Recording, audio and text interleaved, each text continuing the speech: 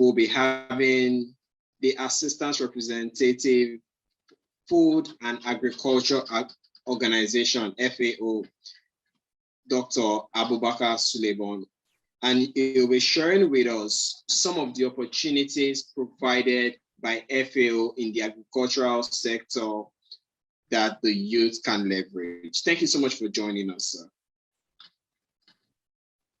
Thank you so much, and good afternoon to panelists and others joining.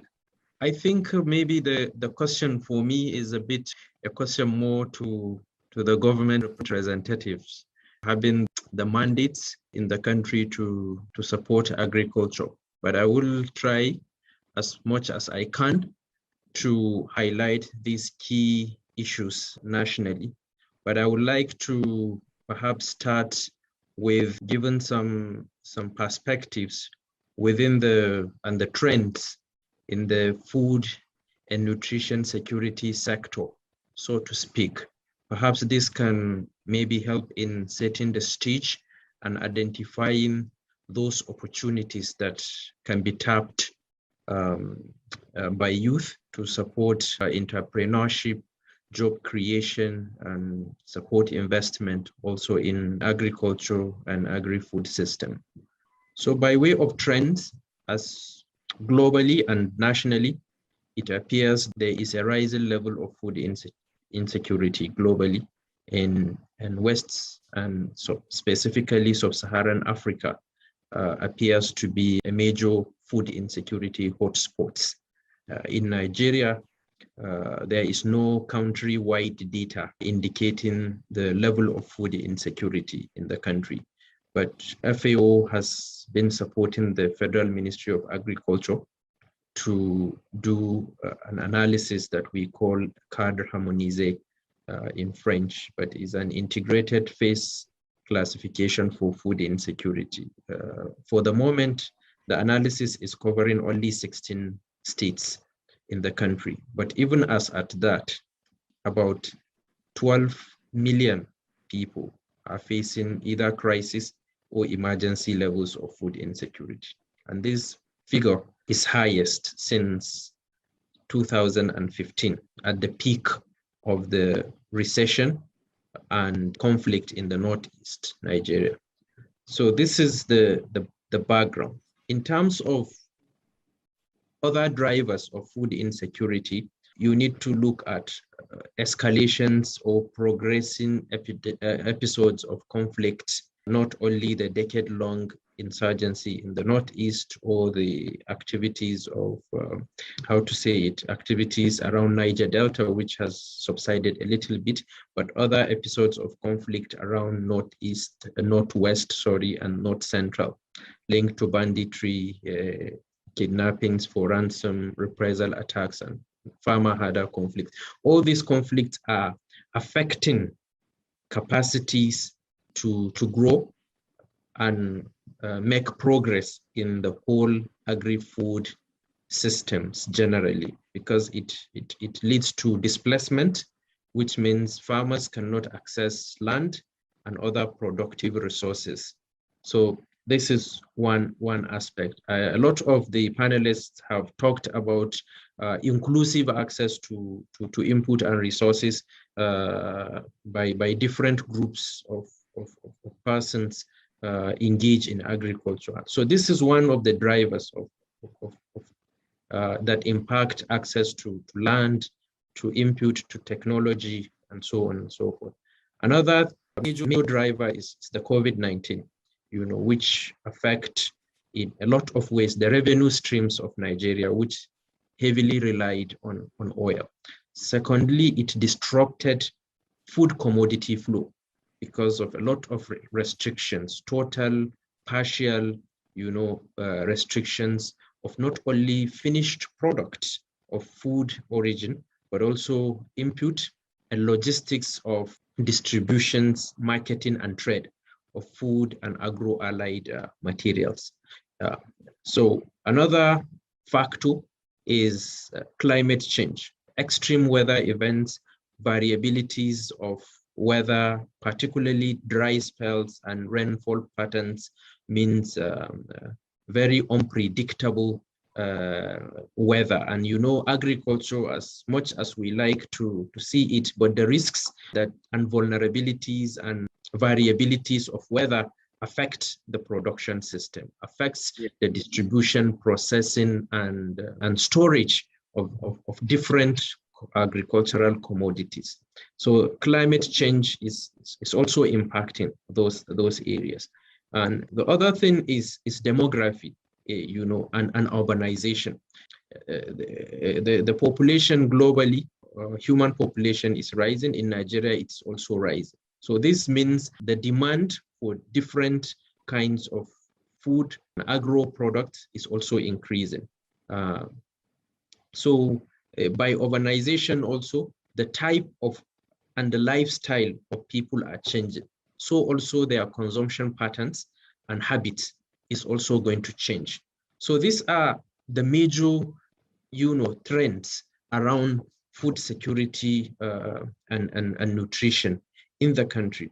So what are the opportunities, so to speak? What are the missing links? What are the bottlenecks that innovators, youth can leverage on to release the constraints and catalyze the transformation that is needed in the food systems generally? First of all, I have to talk about innovations.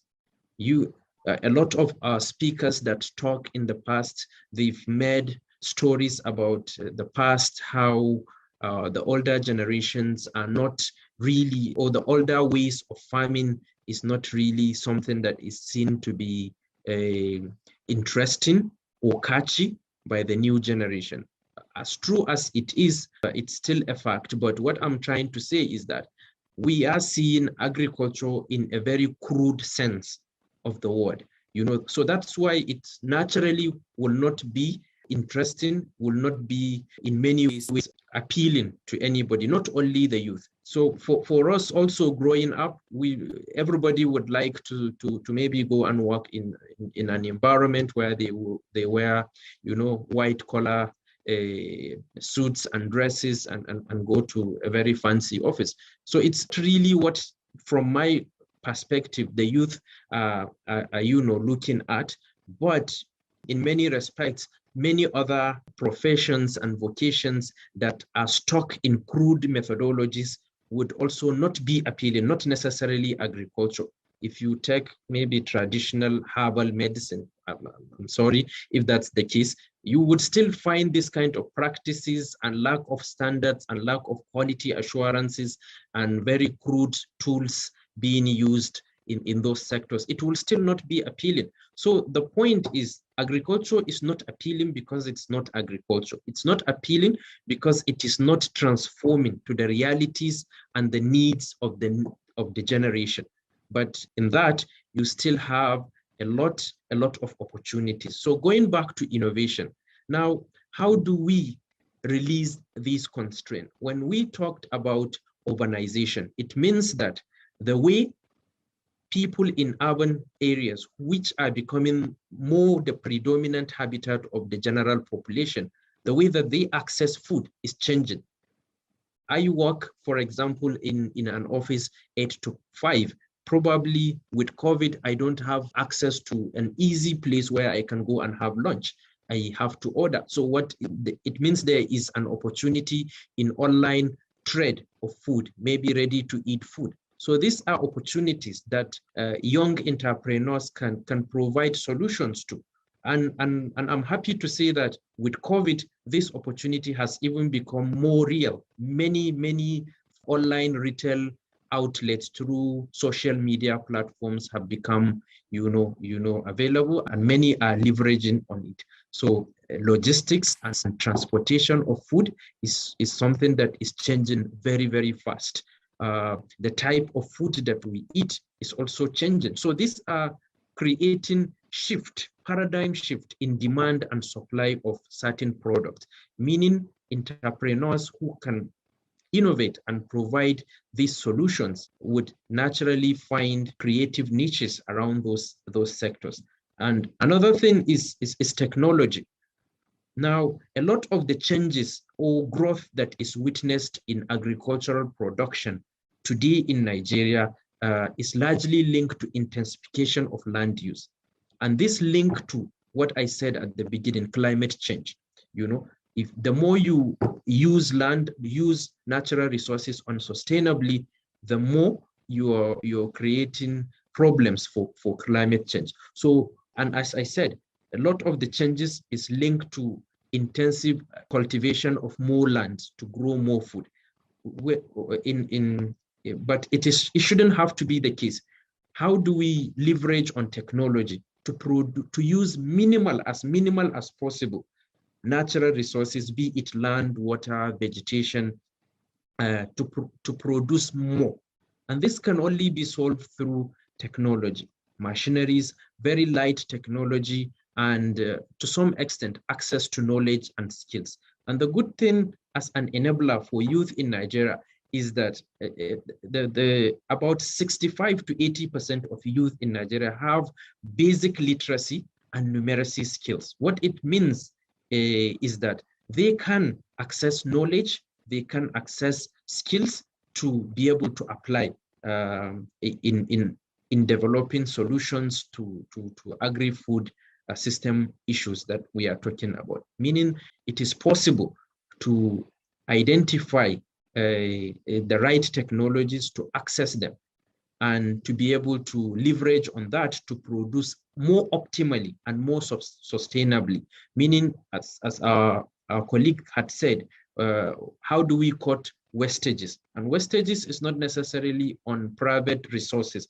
Wastages has to be cut also on natural resources. And one of the ways to cut that is through technology, the capacity to achieve more, maybe using less. And so for me, optimization is another entry point for within the food and nutrition security sector to make really meaningful impact, be it in agribusiness or in livelihood or in investment.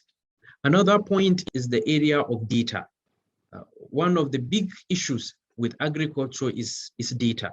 Data for planning, data for forecasting, and data for early warning. For example, I just give the data for Nigeria. Up to today, we don't have a country-wide data on the pockets of food insecurity, even at the state level, let alone local government area level. When you have data, it is possible for you to project, to be able to say what kind of sector or what kind of geographical location should I place my factory or my business or so this kinds of data is another issue for us in FAO. This is a lot where we come in through what we call the hand-in-hand initiative. We try to bring in together FAO's global data sets, more than 30 of them, from biophysical to socio-economic, trade, weather, and so on, to be able to support governments across the globe to predict territorially where different innovations or interventions within the food and agricultural space can be located that will maximize the return on investment. And this can catalyze a lot of investment, either through government resources or through international finance institutions, development partners, but more importantly, through the private sector. And when we say private sector, then that's the issue again of access to finance, for agriculture, particularly for the youth. Many of the speakers had lamented how access to capital by youth is really very difficult. It is true. One of the bottlenecks is trying to develop youth-sensitive, gender-sensitive, innovative solution to agricultural financing. We need, yes, to understand the risks, but we need to also develop, appropriate and, risk-sensitive mitigation strategies that will support agricultural financing. And maybe the last thing I would probably talk about, I don't know how much time I've got left, is of all these things, we need to understand the institutional setup that underpin agriculture in Nigeria and underpin food security. We are talking about governance.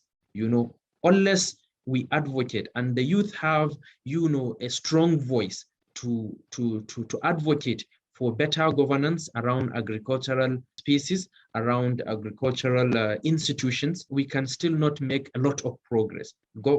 Institutions in agriculture need to be inclusive. Currently, a lot of the institutions are extractive and exclusive. So there are a lot of opportunities for youth to advocate for more inclusive governance, better human capital, and more inclusive, youth-sensitive, gender-sensitive agriculture-based institution to support the transformation and to support the entry points for youth that will enable them to release the constraints that affect not only the youth, but the food systems in general. So I would like to stop here, but thank you for the opportunity. Over to you, moderator.